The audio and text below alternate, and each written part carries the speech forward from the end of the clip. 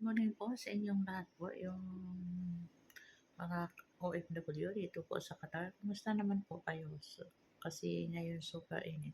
Mag-ingat kayo lagi sa sarili ninyo kasi mahirap tayong magkasakit dito. Tayo lang mag-isa, wala tayong kasama yung family natin sa Pinas po. At saka update ko lang kayo na malungkot ako ngayon kasi yung uwi ko November.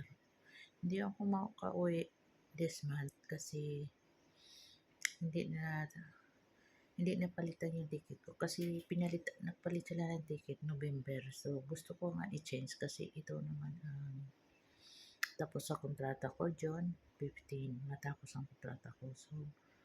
So bumili sila ng ticket ng November. So November ang uwi ko. Hindi ko pwede makauwi sa ito naman. So sad ako pero wala na akong magawa kasi nandyan na. So, okay lang din pa at least na may ticket na ako. Salamat po sa inyong panood lagi at saka pasensya na kayo kagabi kasi wala ako sa mood kasi malungkot talaga ako kasi excited pa man ako na makauwi already na ang bag ko pero useless lang na nagpuyat ako na nag-ready tapos ang tagal pa sa November ilang months pa.